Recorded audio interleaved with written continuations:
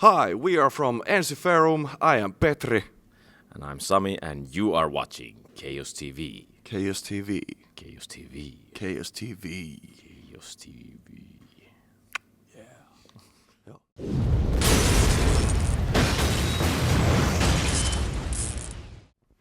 Okay, so what's up everybody? Chaos TV is today here at Rytmikorjaamo in Seinäjoki, Finland, and we have here Sami and Petri from the band Ensiferum. So first of hello and welcome to Chaos TV, guys. Thank you very very much. much. So how has the year 2015 started off for you guys so far? Pretty good so far. Album came out 1 week ago, and it's doing good. I cannot say it out loud, but I know where it is at the charts at the moment. But so far so good. Just started playing shows in Finland, and still a couple of more to go, and then we're off to Europe.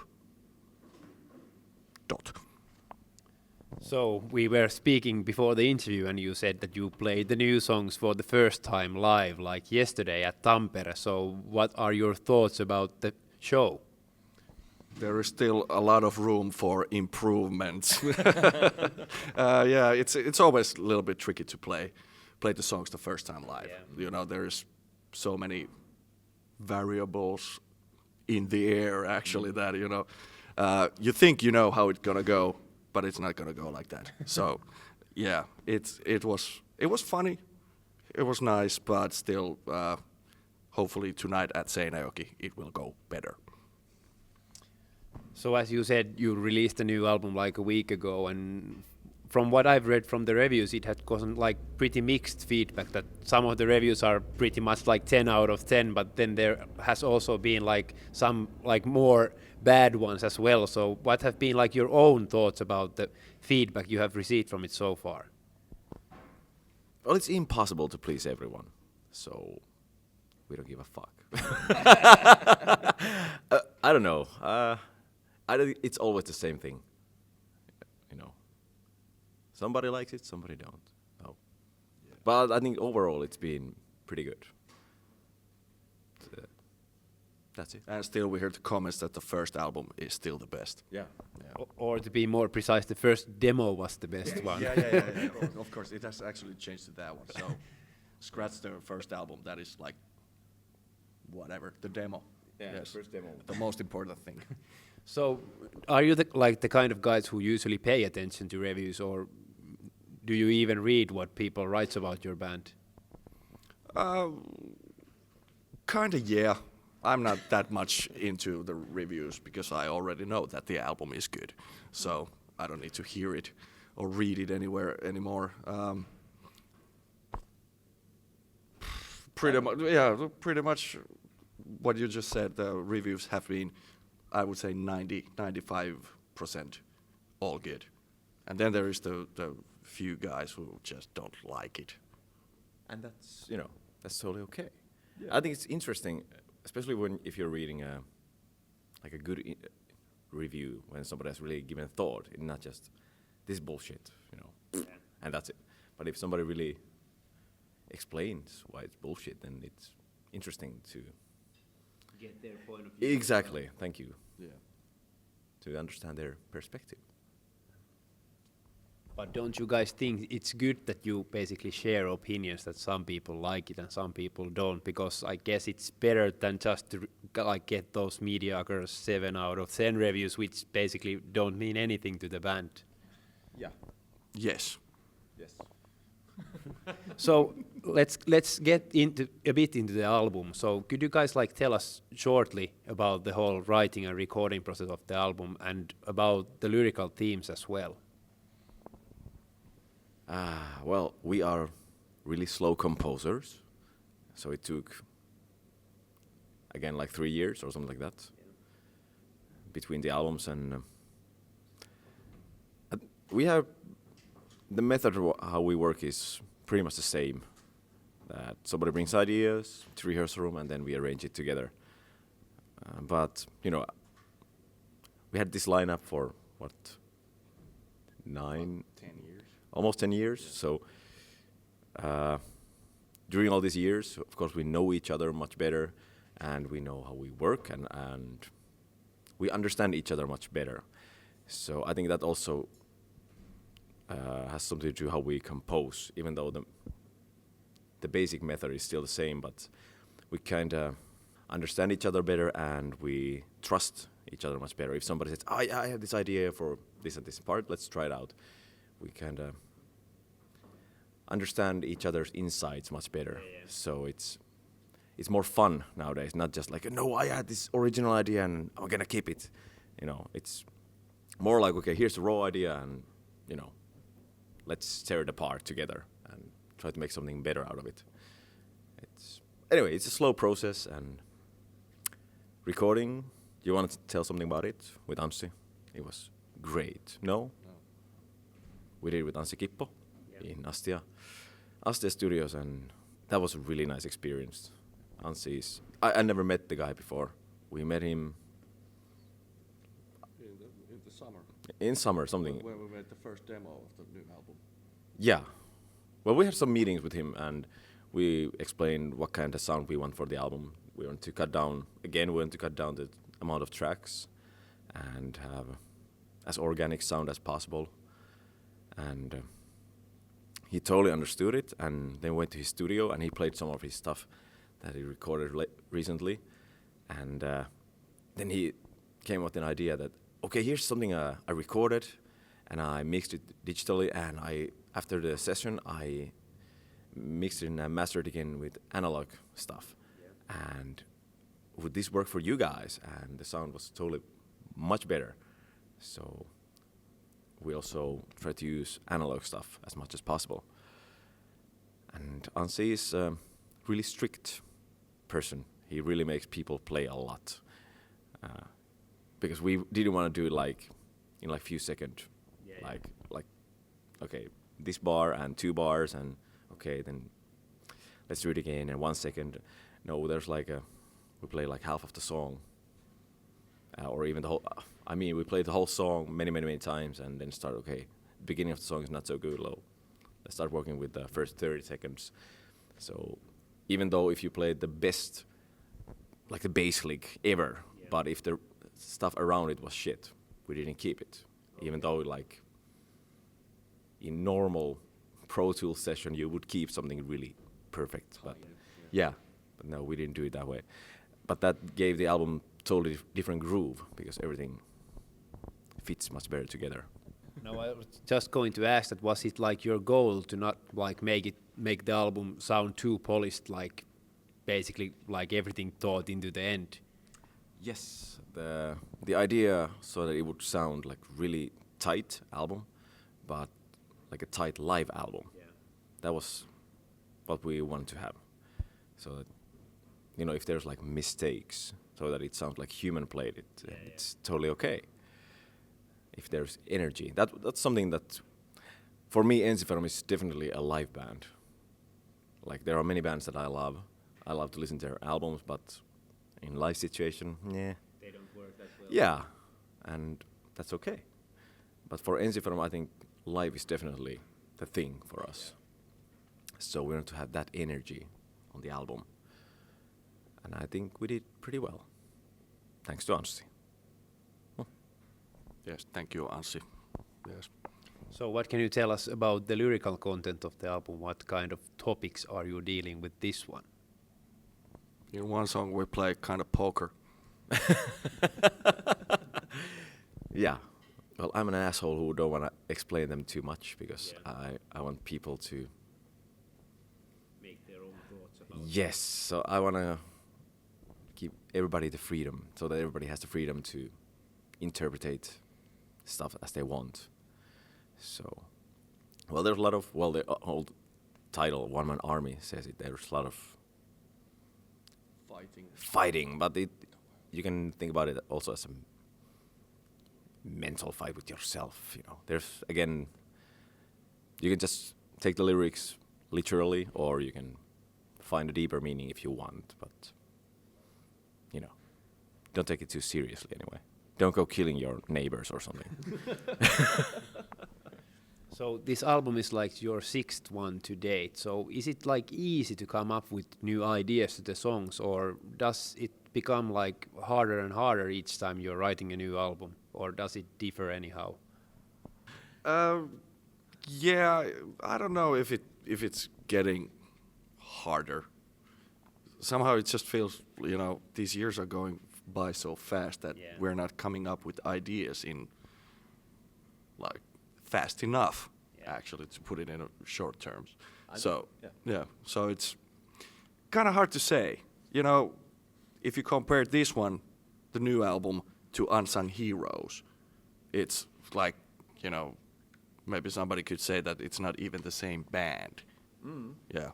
So trying to create something new but still stay like sounding the same is kind of hard.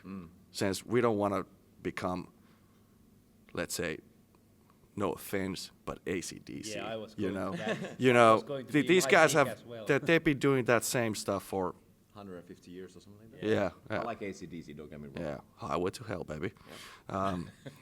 We don't want to do still that. sound the same. Yeah. But it would be really weird if you have AC/DC like releasing a new album. It would be power metal. Yeah, of course. That's everybody expects AC/DC to sound AC/DC, and I have to say that the more albums you make, at least for us, the filter is getting kind of harder. What melodies and what riffs are kind of good enough. Yeah. Maybe when you're younger, you come up with the most cliche melody or something. Oh, this is so awesome! You just take it and leave it there. But nowadays, We actually try to avoid them yeah, as much as we can. yeah. Sometimes cliches are okay, but I don't know. It kind of gets harder, but on the other hand, we're getting older. We're old geezers, and we don't have to prove anything to anyone. So, kind of the musical horizon is much more wider than, let's say, 10 years. or even when the guys made the first album. I think they had more narrow mind. Narrow, dude. Yeah. Now we're like at least over here. Yeah. I guess it becomes like harder and harder like each time because you're also progressing as a musician and you basically expect more from yourself as well when you're recording a new stuff or writing new album or stuff like that. So as I said, the album is like your sixth one to date. So do you see like every album as a natural step for the band? If you compare like, for example, Unsung Heroes to this new One Man Army album, do you see like it as a natural progression from the older one? Personally, I say yeah. I think, when we started kind of with this lineup, I would say even Victory Songs, even though we changed the keyboard player after that one, but the sound went more to this bombastic, like orchestrational thing. And on From Afar, we went way over the top with like 1,000 tracks or something. It's ridiculous. You can't even hear the details. And it sucks because Mikko Mustonen did excellent job, like he did also on Unsung Heroes and this album. But personally, I think One Man Army sounds like something that we wanted to, even From Afar, to sound. So we now kind of got to the point where you can actually hear the band and still hear all the orchestrational and folk instrument, and there's still dynamics. And so in that way, I would say this is definitely a natural steps ahead to this point.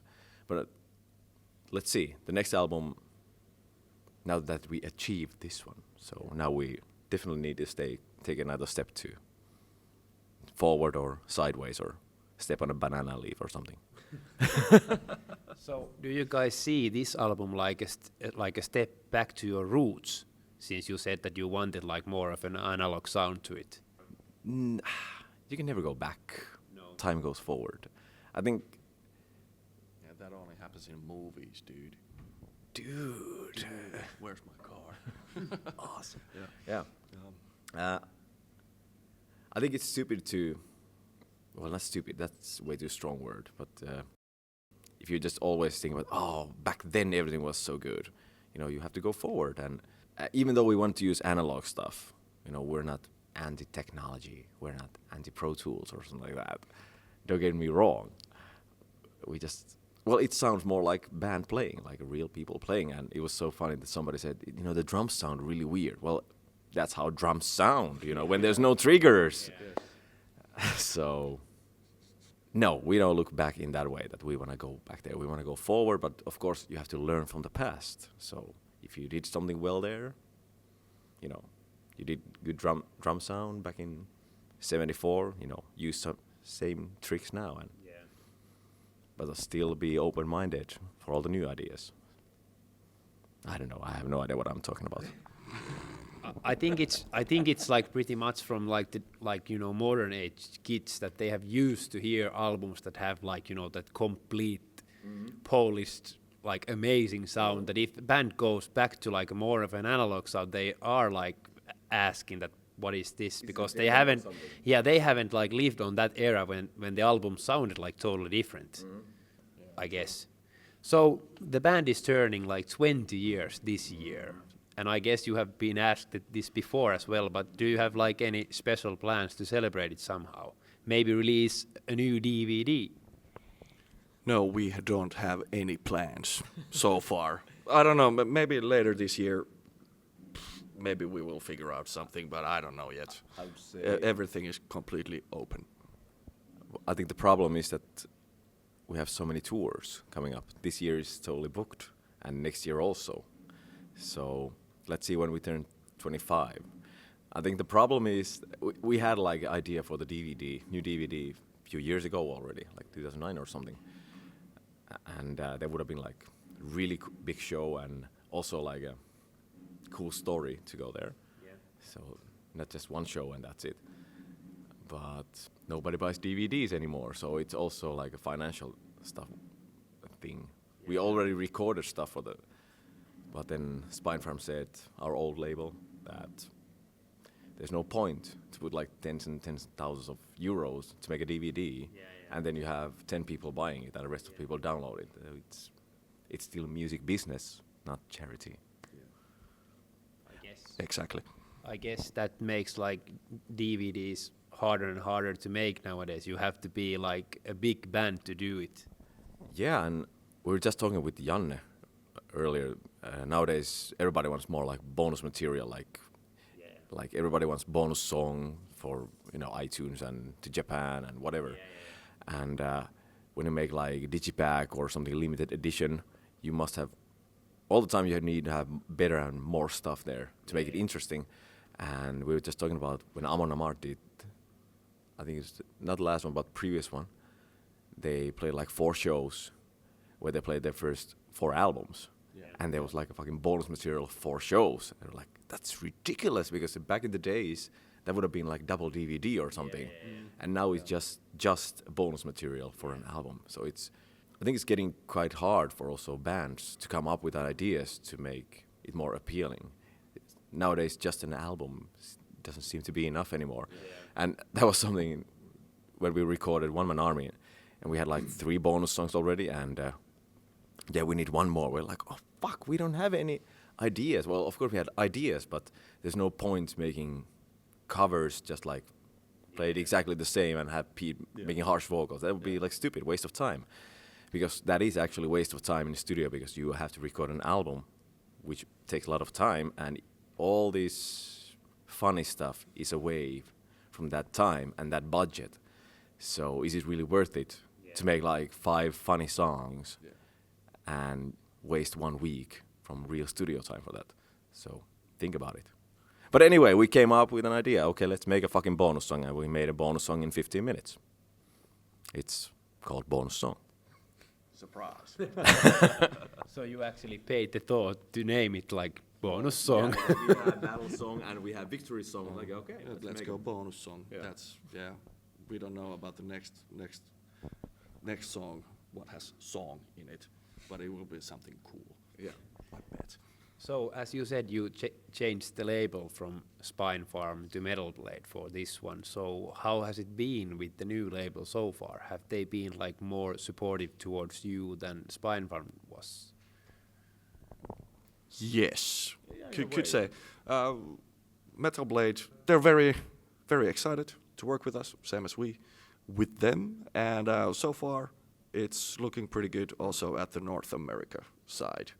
A lot more interviews, I don't know, dozens and more is coming.